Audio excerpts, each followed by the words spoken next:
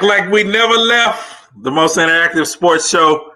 It is the Overtime Sports Show, Friday evening, Mother's Day weekend. I am AB. He is the one and only G-Man from 97 out of the box, a G and a pimp 2 to 7. And I'm still Cinco de Drinko'd out right now. So I'm trying to catch my third win. So yeah, you can see me. I can see it in your eyes, brother. Yeah. You had a great 2 days. You didn't just do one day. Yeah. You went overtime. Yeah, we did Cinco de Mayo on Wednesday at down in Rockies. I usually host every year. And then yesterday I was down at the Golden Nugget in Louisiana. Oh, we did a little pool party in the daytime, and then a little bit of gambling in the nighttime, and came back this morning. So Cinco Nuggets, man. Appreciate everybody hanging out with us. Of course, like, share, comment. It's an interactive sports show, so your comment is valuable to us today. But more importantly, make sure you share it right now. Let everybody know the Overtime Sports Show is on. Man, listen, I've been trying to get over, and I got to give a big shout out to our good friends at Academy Sports and Outdoor. I need a bicycle, man. Everybody's been riding these bikes, talking about going 13, 14, 25 miles. I said, I need to get down to my Academy Sports and Outdoor and get me a bike. And, of course, it's Mother's Day weekend, so you can get some great fitness activity for your mom, whether it's clothes, whether it's biking, whether it's shoes. You can get some great gifts from Academy Sports and Outdoor. And I got a shout out to Casey as well. Do you have a bicycle, man? I know you got that live gear on. You know, I had a motorcycle and I sold it, but I don't have a bicycle. My wife just bought one, like an old school bike. I got to go get it redone. But yeah, I definitely want a bike. I got to stop by Academy. I got one right down the street in Pasadena that I go to. Hang on, my dog. Hit it up. Yeah, bring your dog on in, man. Your dog likes sports too. Yeah. Look over there. Here, look, turn that way. Say what's we up? Need to name the dog. We need to give your dog an Overtime Sports Show name, man. Yeah, this is actual. I'm surprised taking this long to come say hi to me. But yeah, hey, shout out to Jason Finch. He just checked in right now. What up, Jason? G-Town in the building. Yes, sir. Mr. Brown checked in too. Listen, man, a lot of activity has happened this week. The Astros were in New York. Of course, basketball season is winding down. Got trouble with LA and Brooklyn. They're having issues right now. And of course, we had a big signing here in Houston, a big recruit to sign with Texas Southern University. We're going to get in that conversation. And of course, we got to get into the NFL draft with our Houston Texans. So why not bring the 2002 draft pick, second round pick from San Diego State? He retired as a Houston Texan. G-Man, you got to bring him into the Overtime Sports Show. You know what? I told this story a couple of weeks ago. My man Chester Pitt, CP2. So he was the first dude that I ran into in the locker room. No, he actually came and ran me down in the locker room and said, "Look, man, I've been here for 7 years, and you ain't never invited me to come on 97 out of the box." He called me out in front of everybody in the locker room. I'm like, okay, so ever since we've been cool. We've been homies for a long time, man. I haven't had a chance to talk to him since he stopped doing the TV thing. But Chester Pitts, former Houston Texan, on the line. What's up, CP? Yes, sir. Chester. What's up, fam? How y'all doing today, man? Y'all all right? Do you remember that conversation, Chester, when you came up to me in the locker room? I thoroughly enjoyed calling you out in front of the whole locker room. Hey, you should have seen his face. I mean, he went from Latino to Caucasian because he was ghost white. what is Chester doing, man? Why is he calling me out? Yeah, I see this big old lineman coming down, almost half naked. He's like, "Hey, man, let me tell you something. I've been here. I ain't never been invited on the box." I'm like, "Hey, man, I'm gonna get you on, bro. I got you, man." Yeah, man. You know they had that. I was hot. I was like, why I can't get on the box? What's up? Yeah. You know what I'm saying? And they had the lineman locker room session, so they were all together in one section. So it was like, but Chester, I can't lie, man. You've always one of the people who were friendly to us when we came into the locker room. So, man, we celebrate you for that, for always being a genuine kind of guy. And congratulations on retiring as a Houston Texan, man. Hey, man, you don't even understand how elated. You don't get to use that word very often. That's one of my SAT words back when I was in school. But just when a culmination, it all came together. There's always going to be a place in my heart near and dear for my Houston Texans, simply because, I mean, San Diego State, started 2 years, but, just wasn't a huge program, compared to a lot of the others. Took a shot on me, gave a youngster a chance. And you best believe that when that opportunity came, I made the most of it. So really, in real life, if you are in the rare air of one of two, I mean, me and Andre Johnson, I feel like it's one hell of an honor, and for the Texans to step up and do that for me, that was just absolutely massive. And then come on, double back and say, we want you to go to the draft for us, announce the picks, So it was a hell of a week last week. It really was, and getting to take my son, who just turned 15 on May 3rd. So getting to take him with me out to the draft and, get that experience, I can say my son has met the commissioner. How many people can say that? Wow. So, what I'm saying? It was real cool. Yeah. Real legit. Man, I know when you came into the league, Chester, I remember leading up to the draft in 03 and 04, they was always talking about ESPN, like, who are you going to draft? And they had like the Texans, they had David Carr like behind the center by himself. They said they need like offensive line. Did y'all take that personal, man? How you actually played really good. You were one of the few that played a long time and was a stellar on that offensive line. How did you take that, man, when people was talking about, they need a whole offensive line because they can't block and this and that? So you gotta be careful, and granted, the world has changed a lot since the early 2000s till now. Mm-hmm. Back then, no matter what was happening, no matter what was going on, inside the building and inside the locker room was truly sacred. No matter what happened in the locker room, no matter what conversations were had, nothing that went on in the locker room ever came out of the locker room. So even though, there were commercials, there were naysayers, anybody who knows anything is, perception isn't always what reality is. And this is definitely one of those cases where, trust me when I say, it wasn't all the offensive line or the tight end. We know. Responsible for blocking. And if anybody knows football, they know. They can see with their own eyes. Hey, your eyes don't lie. In time, you will see. If you studied and you watch the tape and you watch the film, we look, everybody could have played better. Everybody could have done better. But it certainly was not nearly the level of imbalance that the media tried to portray the first couple years. And it was just because they wanted to protect the Golden Boy, because they wanted to keep his confidence strong. And they were constantly trying to build him up so that he could play to his potential. It just, some people take more time than others. And certainly some people definitely get more leeway than others to showcase those talents.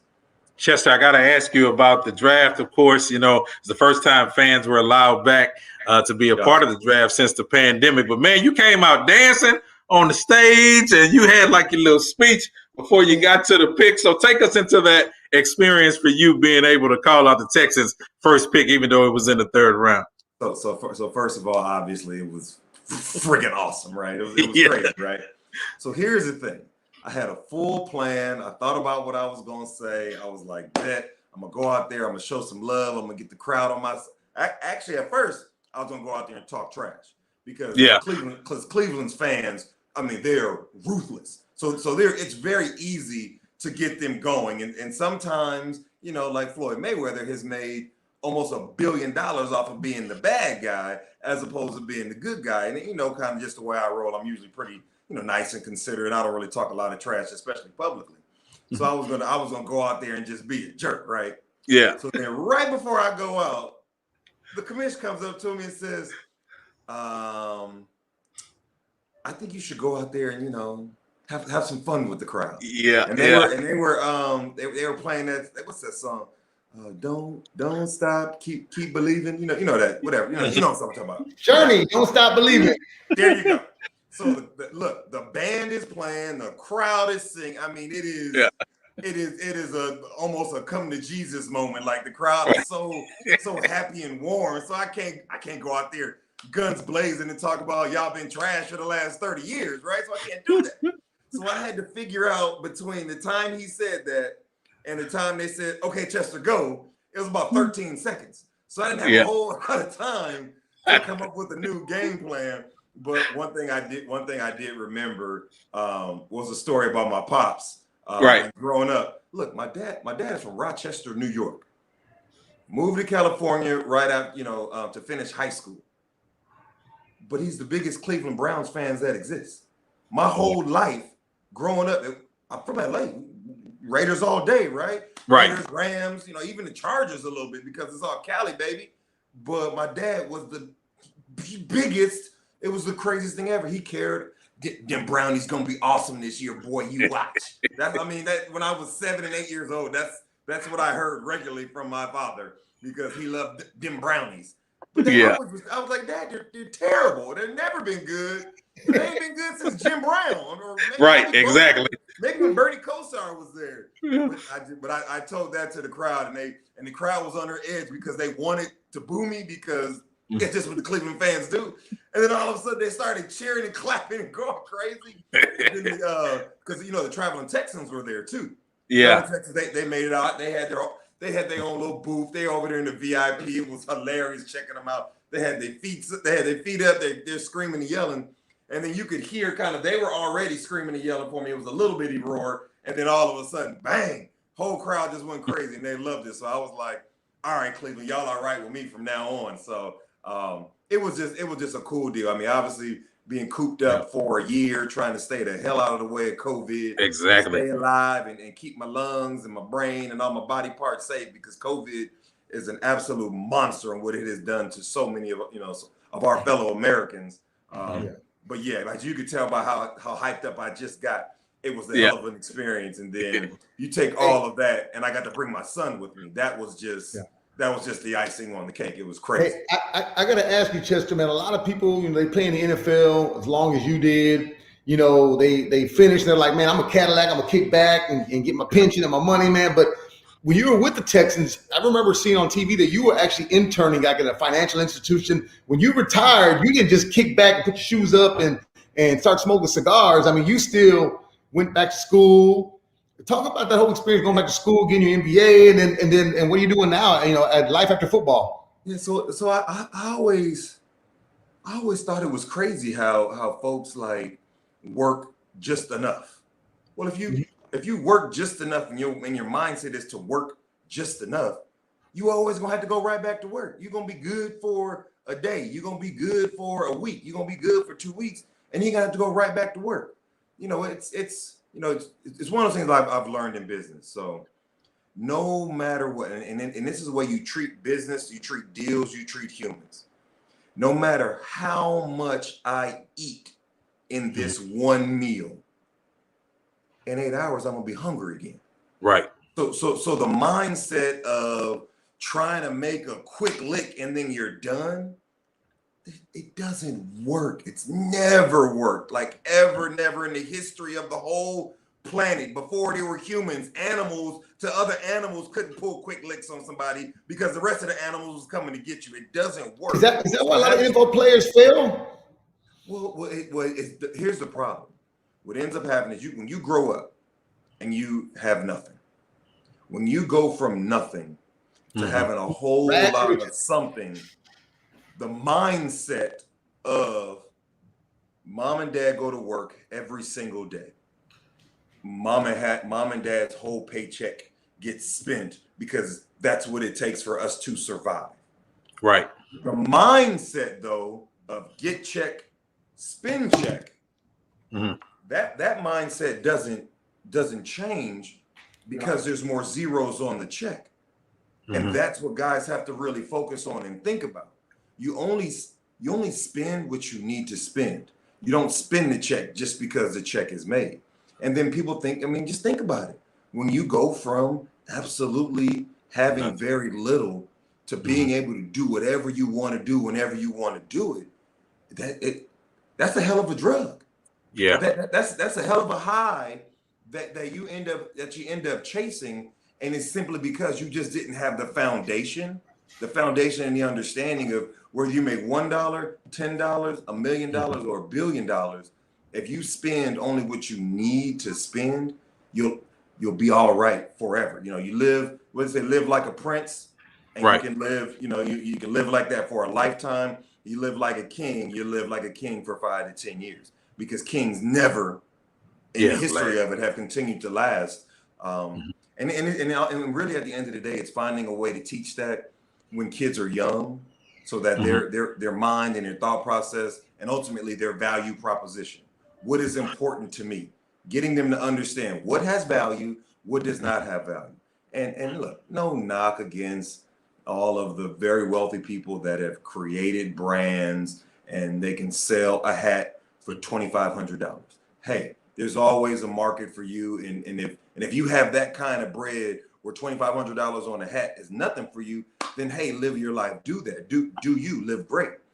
But if that $2,500 hat and you only got $3,000 in your account, I don't really feel like that's a really smart or wise investment to spend, 75% of all the dollars that you have to go out here and get a hat. And Chester, is it designed by the league? And do they do a great job of informing our players on investing? Do they do a great job of educating our players? Or is it designed by the league not to educate our players, or are they just not listening? Well, they do have the rookie symposium, right? Chester, so that's what I'm gonna say this with my chest. I'm gonna say it with my chest. Could the league do better? Mm-hmm. I'll always say they can do better. But in real life, the NFL does a lot for the men that play this game. If you pay attention, if you buckle up, if you listen, you will learn life skills and things that people pay hundreds of thousands of dollars at school to learn. You'll get to see it every day of your life if you're paying attention. All those years while I was in the building at 2 Reliant Park, which is now 2 NRG Park, I learned the business of the NFL. And last time I checked, the business of the NFL is a booming. If you learn and pay attention to the way they operate and the way they do things, the business of the NFL, every day I apply something I learned when I was in the building in the league to my life today for every single business decision that I make. Every single one. I watched the executives. I asked the executive question. Whenever I would see them at lunch, I could easily go sit and play video games, or I can go watch some stupid video on YouTube, or Mr. Jamie Roots was sitting over here. I can go ask Mr. Roots, why do you always say fan brand revenue? Why is it so important to you to never, ever, ever give up a home game? I've heard you say these things. Where is it? Explain to me. I don't understand. And then he would break down the difference of the amount of money that you would make at a home game versus the amount of money that you make on the road. And he would break all these things down. And I was like, oh, okay. And then he talked about the business of the NFL when you make the playoffs. The business of the NFL when you make the playoffs is so beautiful because you go from 50% of all the money that you spend on any given game day to now 5%. Because guess what? All the big old salaries that all the players made now get reduced to everybody makes the same wage, and it's a very tiny wage during the playoffs. So all the money at the gates, all the money at the parking, all the money concessions, all the ribs and beef ribs and all the great food, all that straight to the straight to the pockets. That as they say, business is a booming. So when you pay attention and you listen and you watch people that know what they're doing, you watch the moves that they make, and you pay attention because they know what the hell they're doing, and you listen, you have a real chance to be as successful as you want to be. But if you don't want to invest the time. Yeah. One thing, Chester, it was a game inside of a game, just to validate what you were saying. Because when you look at the stadium, we've been there since day one. You think about all the corporations and businesses that are advertising. You guys are playing on the field. They got ticket sales, but they're making so much money just off these advertisers and sponsors. It's like it's a game inside of a game. Man, I'm trying to find a way to stack my chips up as tall as I can stack them up. So one day, just let me come on, give me that 1% equity is all I ask. I need that work done deal like he had in Atlanta, because this is a fantastic business. The fans love the game and they thrive and strive, and they need it. And anytime when we got guys on the field that bring a level of entertainment that humans have to have, humans have to consume. Here my check. Here go my whole check. I just want to be entertained. And as long as you are out there doing that and making sure you're performing to the best of your ability, that's what fans pay to see, and they're good with it. When did you realize, Chester, that, man, the money I'm making is not normal, what normal people make, and I just can't go blow. When did you tell yourself, you know what, I can go buy me a Lambo, I can buy this and that, but I don't want to do that. I need to put it up. When did you realize, what was there a changing moment in your life that you snapped and said, man, I remember a long time ago, I forgot who it was, NBA player said, well, we spend a lot of money because we make a lot of money. You know what I'm saying? Yeah. It's something to that effect. But when did it come to you and say, you know what, if I keep going at this rate, or if I do something like this, I'm gonna be broke by the time I'm 35? Well, okay. So first and foremost, I gotta give a massive amount of love to my moms. So my mom was, when I say she was a woman, especially like, I mean, in the 80s and 90s, that was ahead of the curve or ahead of the game when it came to teaching her kids the value of $1. I mean, okay, go back to when we was kids and really think about it. They didn't have credit cards. They didn't have debit cards. You had $39.75 to go grocery shopping, right? And we all know when you go grocery shopping, you better have some form of an idea of a running tab, because now when you're going to get to the register, you're going to be embarrassed. And no one likes that feeling. Oh yeah, go ahead and put that back and go ahead and put that back. Yeah, so very early on, I learned how to do this running tab while we were going shopping. But also while we would go shopping, my mom would teach us the difference between certain items, like when you have to go name brand versus when you can go with the store brand, just depending on what the item is. So then I took those, lessons, and I took that information because she drilled that in me pretty early on. And then one other thing that she really taught me was, when opportunity comes to your door, not only open your door, but you show them the manners that that you rarely get to show off. You invite them in, you get them something to drink, you ask them anything that you can do for them, because when you do that, you pave the way for more opportunities to come. So the way I saw it, I had my baby girl who is now 24 when I was 17. So when I was 16 years old, when I found out I was going to be a daddy, my mama said, "Oh, you grown? You're going to get a job. So you want to act like an adult. Adults work for a living." So I had to go get a job very early on. So I learned how hard I worked. And this was back when I want to say minimum wage was about $5.35. Yes, sir. Yes, sir. So I was bagging groceries at the grocery store at Ralph's. And I chose Ralph's for one reason. I chose Ralph's because it was a union gig. In 30 days, I was in the union. And if you're in the union, you have full health care and coverage. So when you're about to have a baby, obviously having full health care coverage is a wonderful thing, because I can't, I couldn't be the guy that was on the welfare and all that stuff. I was like, no, as long as I'm physically capable, I got too much brain power. No, let's go to work. So that's why I chose that. But I knew how hard I worked, and I knew what my paycheck looked like. So when I went to San Diego State, I went to go be an engineer, walked on to the football team, messed around and got good. The NFL drafted me in the second round. The Texans drafted me. And they told me my signing bonus was going to be $1 million. That's a nice night. That's a nice night. So my first hard lesson that I learned was what taxes really were. Because when your check $117, taxes is about $6. Who's tripping, right? Nobody's tripping. When you talking about $1 million check, though, they took 28% off the top, and they really had another 5 to 7 they were coming to go get. The blessing of being in Texas going to Texas was I was in California, so I wasn't gonna have to give California 10% more on top of what I've already given. But that was a hard pill to swallow, to say y'all said y'all was giving me $1 million. $1 million, and this chick says $688,000. That's right. That's not the same.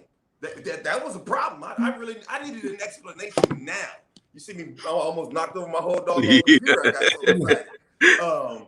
So learning all these things brought me all to the point where I have always valued $1. I very early on understood, look, it's dope to have a nice car, but just think about it. Like I grew up when Hammer was hot. Yes, sir. And I remember Hammer was hot, and then Hammer was broke in my same childhood. Like I was like, how you had 50 million? Like I mean, Mike Tyson, Evander Holyfield, person after person after person that has said out loud, that ain't gonna be me. Well, there's a whole lot of people that say that ain't gonna be that it ends up being. Being a 6'5", 320-pound dude also helped me because all them little cute fancy cars, I couldn't fit none of them anyway. So that it was a good thing. It was a good thing. Nah, cool. Yeah, I'm good. No worries. I'm gonna keep it pushing. Yeah. But ultimately, when you buy a car that's brand new for $100 grand, and I take that same car, and if I went to go trade it in a year later, and it's lost 30% of the value. Yeah, man. Just do the math. Like, you mean to tell me you bought a car? It cost you $30,000 to own the car for 1 year? That's not good math. That's not, for $30,000, we can go rent, and I'm talking the Lambo. We can go do donuts and all kind of. We can go tear the club up with that, right, with that same amount of money, and I'm gonna end up in the same spot if I'm getting rid of the car, right? So that just let me know to just focus on really just things that mattered, and and try to live my life of the rule of one. You don't need one wife. You don't need one house. You don't need one girl. You only need one. You don't need 7 houses. You definitely don't need 7 women, and you definitely don't need 7 cars. 7 cars, can't drive them all. Try my best. Yes, sir. Listen, Chester, man, before we get you out of here, I gotta ask you about the draft. The Texans, I know they won't say it, but I know we're kind of in a rebuilding mode. Of course, with Davis Mills, we picked a quarterback with our first pick of the 3rd round. Nico Collins followed that. Brevin Johnson, a tight end from Miami, who I like as well. What do you think, and how do you think the Texans did in this year's draft? And, of course, agreement with what the Texans are doing as far as rebuilding. I mean, here's the deal. In real life, when your first pick isn't until 67, it's very difficult. It's very difficult to hold somebody and say what somebody's capable of doing. It's like somebody with a sprained ankle, and then I want you to go out here and run and plant and cut, and I'm going to evaluate you. I mean, you're kind of handicapped and you're limited. Did they make the best of what they could do? And based on that assumption, I would give a B+. It's going to be one of those things we will see. I want to see with Mr. Stanford quarterback, if that guy is the guy that we saw his tape, and on tape he looked really good, but the sample size was so small, it makes it very difficult to say. But here's the thing: Coach Shaw poked his chest out and said that, look, if he stayed in school 1 more year, he would have been a top 15 pick. So to get a guy that like his, but it's a little slanted because it's his own coach. But in that same breath, if he was going to be even a 1st round pick in any way, shape, or form next season, and you get him now as a 3rd round, and you basically get to give him a red shirt year to learn anyway. So it's really kind of the same thing, especially because the investment and the cost is so cheap. If that's the case, then wow, he's going to, it don't even matter what he did in the rest of the draft. If that guy ends up being a player, he won.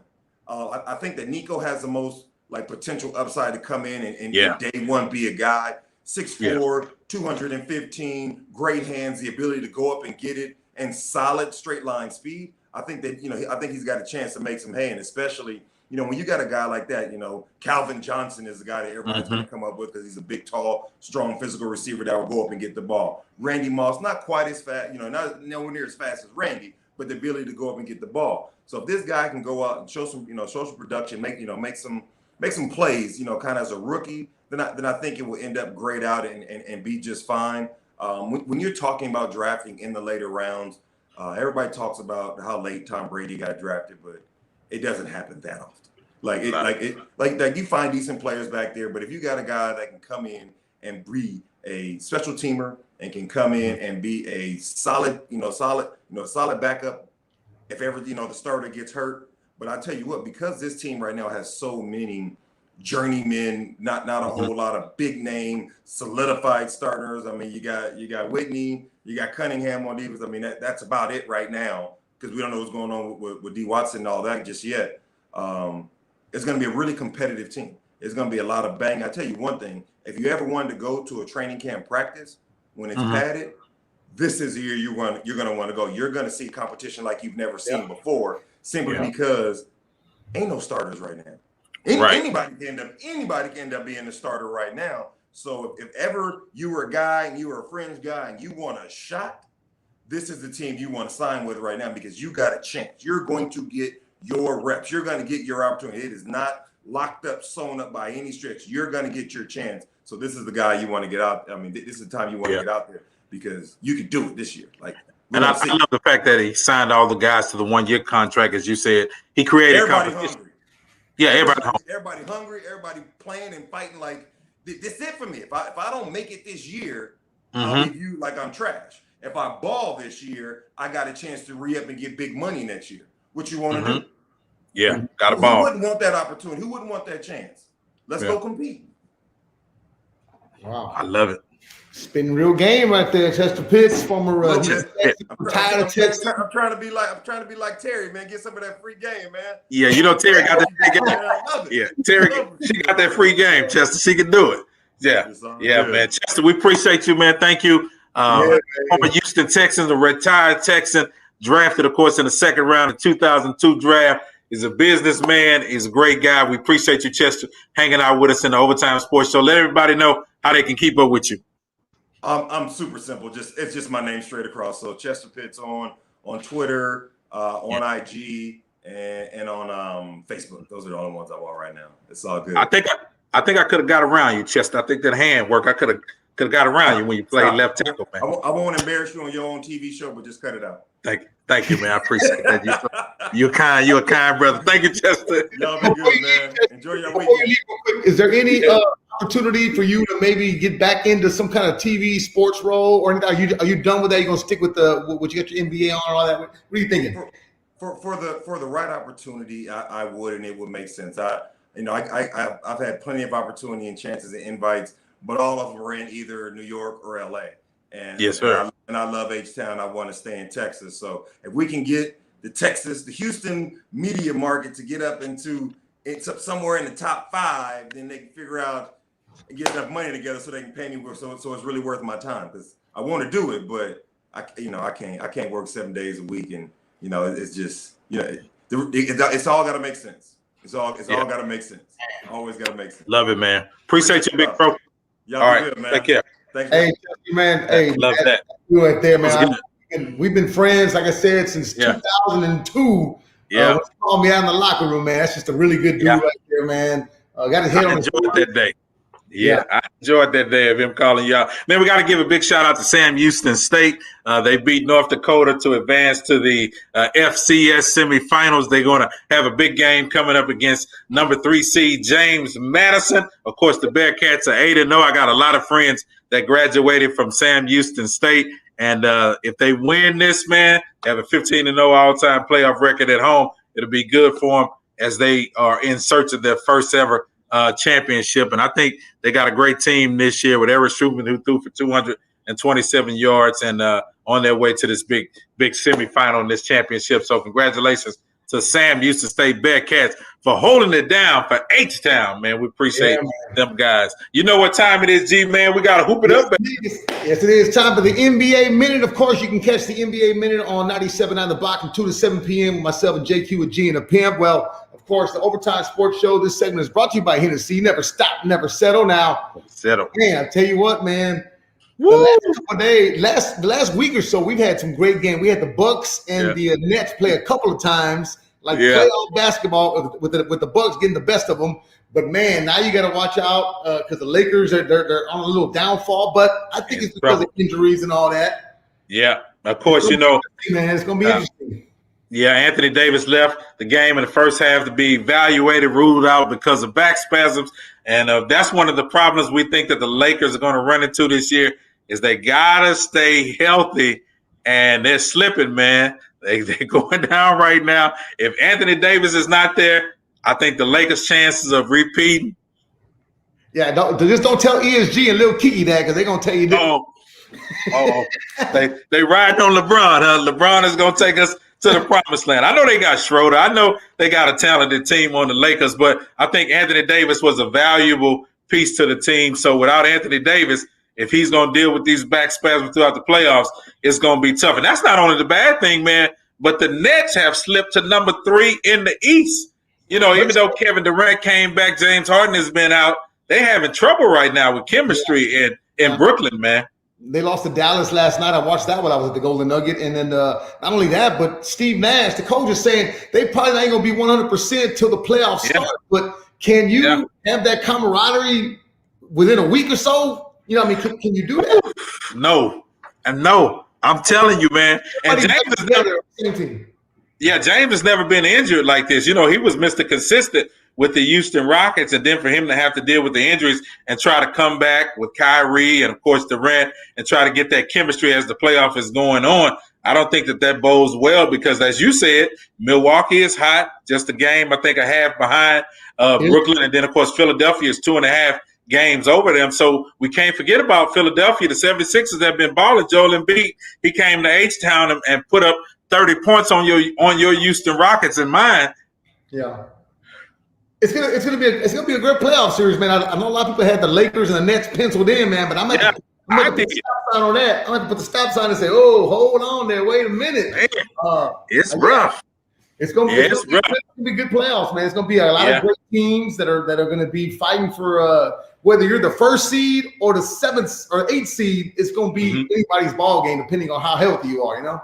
Yeah, and as Cassandra said, of course, our Rockets have imploded, and y'all know I love it because I told you at the beginning of the Overtime Sports Show, I wanted us to get the top draft pick, and we've been losing like never before, and now we have the NBA's worst record, so we are in position. Kevin Porter just recently got injured as well. You know, Kristen Woods has been out dealing with some injuries, so we're in position to hopefully get those little balls when they do that. It's the lottery balls. Hopefully we'll be able to get the first-round pick, and we can get Cunningham and start on the process of rebuilding our Rockets team, and I'm just going to leave it at that. Yeah, but congratulations, man. We got to say, to former Houston Rocket Westbrook, you know, he became the only NBA player in history with multiple 20 assists and 20 rebound games. Man, it looked like his game is going to another level, man.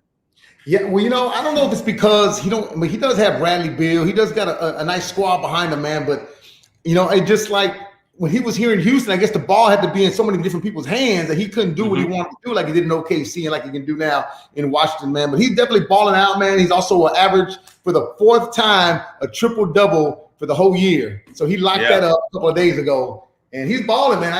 You got to put Russ in there as the MVP talk. But you know what they say, if your record has to reflect, man. But Derek says, say something about my Mavs. Man. I'm gonna say with the Mavs. Mavs got Luka. Play-in game. Yeah, they ain't a play-in game. We know. Yeah. Come on, Derek. I think the Mavs gonna make a little noise. But if you ask me, are they going to make it all the way? No, I think they're going to be like what the Rockets were a few years ago. They're going to be on the brink of making the second round championship. But that's about it. I can't see them going. Not now. Not this year, at least.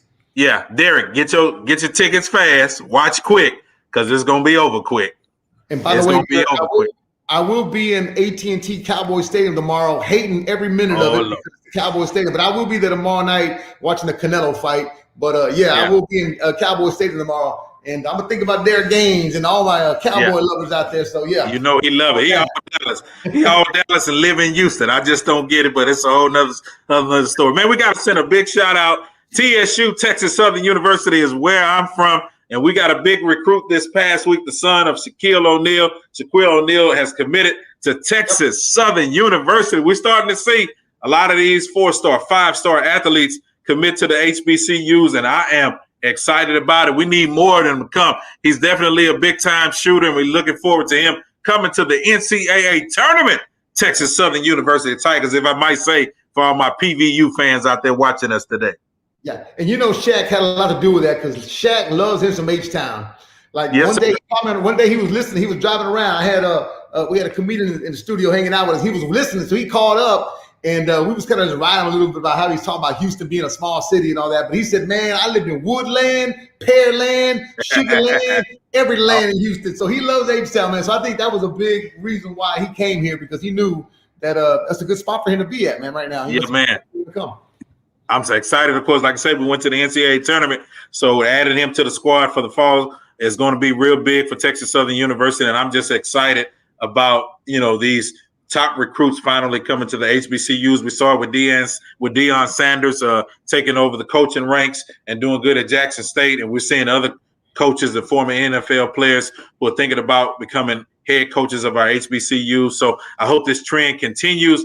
and we see this great impact. And speaking of the trend, the Astros, man, rolled out of New York with a victory. We lost the first 2 games, but Jose Altuve on his 31st birthday, he took him over the gates, baby. They booed him the first. I like the fact that they beat. Oh, although he didn't get the loss, but Garrett Cole, former Astro, was the starting pitcher. Yes, sir. Lance McCullers struck out 8. Cole struck out 4. McCullers looked great, and if it works out like this for the rest of the year, I'm okay with McCullers replacing Garrett Cole in the starting lineup, man. Because he was definitely balling. Yeah, I just Garrett Cole, but hey, he was balling. Well, the thing about it, man, you think about it when you play against your former team, like we know your tendencies. We've been watching you like you've been watching us, and I think they were able to jump up on him. Of course, they had 4 home runs on yesterday to be able to silence the Yankees crowd, and in crucial times, they showed up like the Astros, like we've been telling everybody, Brent, you got to wait and just ride this season out. It's over 160 games. Oh, yeah. It's going to be a battle for us, and I'm excited about this squad. It's not a sprint, man. It's a marathon, man. You just want to make it to the tournament, man. And you saw what the Astros did last year. They hopped into the tournament, the playoffs, hobbled. But once they got in the playoffs, they turned it on, and they were down 0-3 to the Tampa Bay Rays, and then came back and tied that thing up before eventually losing to go to the game to go to the World Series. But I don't count my Astros out for nothing, man. We have a great team, and all the boos and cheer. Hey, you can do that all you want. I love the fact that Dusty Baker came up to Altuve after he hit that home run and kind of got a hug and said, "Look, man, you went through a lot this weekend or this last couple of days, and that's how you show people, how you do things." Yeah. So he grabbed him by the shoulder and said, "I know." I can just imagine what he told him. I know he said, "Hey, man, good about what you did. They booed you. You came out here and played hard." Yeah, because he mentioned to him, he said in the press conference, he mentioned to him the fact that he said, "I hit a home run in a big game against an enemy territory." So he said, "I know it feels good for you to do it." He says, "Because I talked to you about the game doing it, and for you to do it on your birthday was even extra special. Now we go to play Toronto, and we'll get to see." Well, George Springer is out, but we'll get to play Toronto as one of the hot teams now. I hate that Springer is out because he's been friends with everybody on the team. I like to see that battle, but we're looking forward to this battle with Toronto and seeing the Astros do a great season. As we get ready to bring this to a close, Floyd Mayweather got into a little battle with Jake from State Farm. Wasn't it Jake from State Farm? Jake Paul. And actually, he's not even fighting Jake Paul. He's fighting his brother Logan Paul. Yeah. Paul got up in there, and I don't know. I look at that video, and I see him snatching the hat. Mayweather got 30,000 bodyguards. There ain't no way they were going to let that man disrespect him like that and not whoop his ass. Yeah. I think it was staged, bro. Yeah, he talking about I took your hat. They were gonna take. I took your hat. Like what? I took your hat.